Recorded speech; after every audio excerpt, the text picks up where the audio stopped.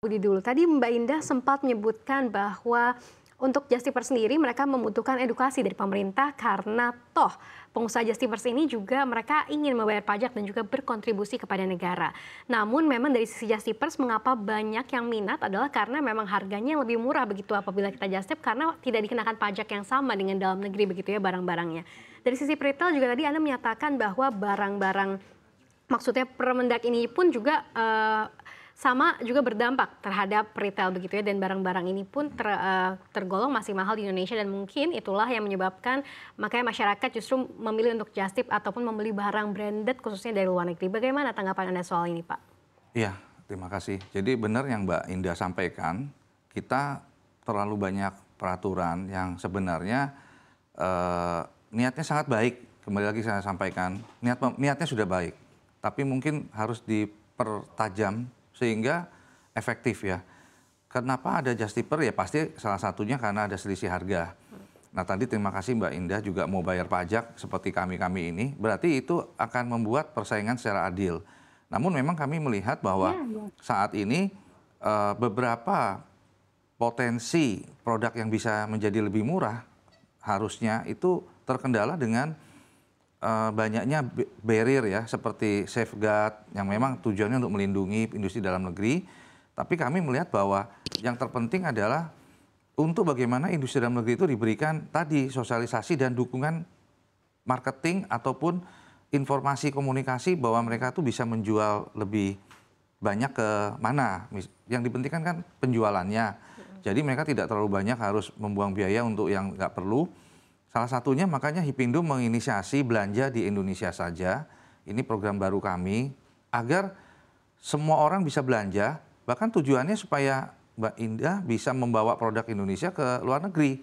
Jadi kan kita sayang udah punya jaringan Justiper yang bagus, kenapa nggak digunakan? Nah ini kita mohon pemerintah bisa melihat peluang ini supaya membawa produk-produk lokal kita, termasuk merek-merek branded mungkin yang bisa bersaing, dibawa ke luar negeri, gantian.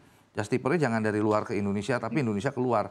Nah ini bisa kalau peraturannya sama-sama kita duduk, kita perbaiki, mana yang bikin mahal. Kenapa sih kok mahal? Nah itu kenapa mahal itu kan kalau diperiksa nanti rame-rame ketemu. Oh ini nggak perlu, ini nggak perlu. Karena yang dipentingkan sebenarnya penjualan, bukannya pajaknya. Kalau penjualan makin banyak kan pajak penjualannya akan bertambah. Bukan pajak sebelumnya, tapi pajak sesudah penjualannya. Kalau penjualannya berlipat-lipat 10 kali lipat, pasti pajaknya yang disetor ke negara juga lebih besar. Seperti itu. Baik, jadi peraturannya sendiri juga sepertinya perlu dibenahi begitu dulu ya. Dan apakah memang sebelum pemerintah ini membuat Permendak yang baru tidak diskusi terlebih dahulu dengan asosiasi retail begitu Pak Budi? Ada, ya kami sudah sampaikan masukan. Salah satunya saat ini kami mengajukan untuk penundaan tadi untuk beberapa pertek tadi di Permendak nomor 3 agar kami bisa memenuhi dulu persyaratan sehingga barang nggak kosong. Kalau barangnya kosong, akan ada jalur-jalur lain yang untuk mengisi, yaitu salah satunya dari Ibu Indah ini. Akan masuk dong kalau kosong, apalagi udah mahal kosong, ya udah akan masuk. Nah ini yang harus diperbaiki adalah akar penyebabnya, seperti itu. Oke, kemudian Pak Budi, barang-barang yang kerap dibawa oleh Justiper seperti Ibu Indah juga kan sebetulnya kerap dijual oleh retail dalam negeri. Jadi retail ini juga mempertanyakan kan seharusnya keputusan pemerintah terkait dengan memperketat impor barang legal. Bagaimana tanggapan Anda soal ini, Pak Budi? Iya, jadi salah satu yang mungkin harus ya kita sebagai bangsa Indonesia tuh khawatir dengan produk luar itu adalah masalah keamanan. Kalau di Indonesia kan ada BPOM untuk makanan, SNI, dan juga halal. Nah kita semua mematuhi. Nah, bagaimana kalau dari luar masuk, yang tadi ditanyakan, misalnya jumlah besar tapi tidak mematuhi keselamatan, itu kan kasihan konsumen anak-anak muda pakai kosmetik misalnya ada bahan berbahaya. Nah kalau dari kami concernnya yaitu kalau tadi ditanyakan kita nggak akan menjual barang yang karena akan ada pengawasan dari pemerintah. Toko kami itu ada gampang didatengin, tinggal dilihat barangnya gitu ya. Memang kami berjualan online juga saat ini sudah mulai ke sana, tapi tetap 90% di offline. Itu bisa kelihatan kalau nggak ada BPOM-nya udah pasti kena masalah, nggak ada SNI-nya kena. Nah pengawasan beredar ini yang juga harus diperlakukan sama terhadap barang yang masuk ke Indonesia. Bukan niatnya apa adalah untuk melindungi konsumen, itu yang paling penting. Oke, baik. Jadi memang paling penting adalah untuk melindungi konsumen dan bahkan retail pun sangat terdampak begitu ya dengan Ya. peraturan ini. Kita kembali ke Bu Indah, kita beralih kembali. Bu Indah, kami izin bertanya, Mhm. bagaimana kira-kira dari Permendak yang baru, apakah sudah ada kerugian yang memang sangat terdampak terhadap usaha retail, usaha Justiper seperti Anda dan juga rekan-rekan Anda lainnya, dan apakah dengan ada Permendak yang baru ini ada yang sudah bahkan berhenti untuk melakukan Justip? Silahkan Bu Indah. Kalau dampaknya sih udah mulai terasa ya, ya kayak yang saya bilang, pembelinya jadi berkurang karena lihat berita yang nggak jelas, terus juga pembawa Justipernya juga jadi bingung, kita nih harus bawa yang mana yang boleh, mana yang enggak.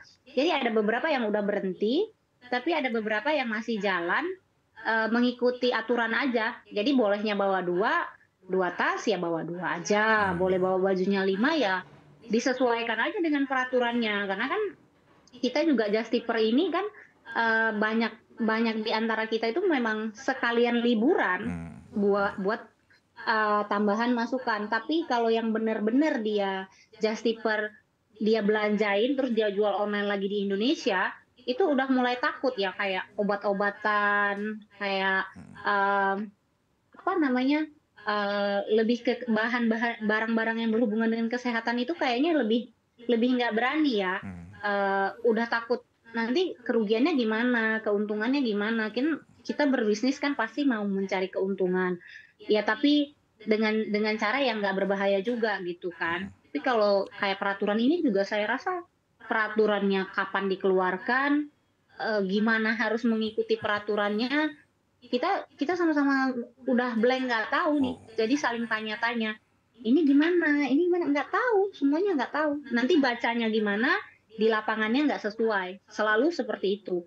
Jadi kalau kita pulang, saya juga bingung nih sekarang, kalau saya pulang dari luar negeri, saya mau pulang ke Indonesia, baju-baju saya kan nggak mungkin saya bawa cuma 5, saya punya baju banyak, yang bekas. Sulit. Apa itu hanya barang oleh-oleh, barang baru, kalau baju bekas apa boleh?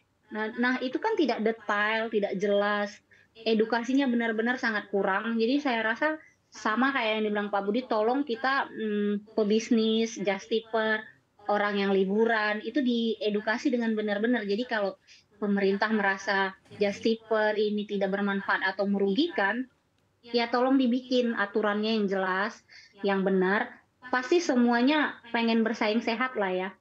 Kenapa kita ada ya karena pemerintah sendiri tidak menyediakan, tidak memberikan solusi yang benar ke, konsumen ya. Karena harga yang terlalu mahal, kualitas barang kita juga yang kurang di Indonesia. Kalau dibilang kurang semua ya enggak, yang baik juga banyak. Banyak kok brand Indonesia juga yang bersaing di sini di pasar luar negeri. Saya juga ada beberapa beli barang branded, itu juga ada buatan Indonesia, brand Indonesia, di sini mahal, malah di Indonesia saya nggak tahu. Jadi ya kayak Pak Budi bilang, harusnya ini jadi peluang baru buat kita yang di Indonesia, just tip-nya gimana di regulasinya diatur, dan barang-barang, UMKM atau pengusaha-pengusaha Indonesia yang ada di sana ya kita bawa ke sini juga.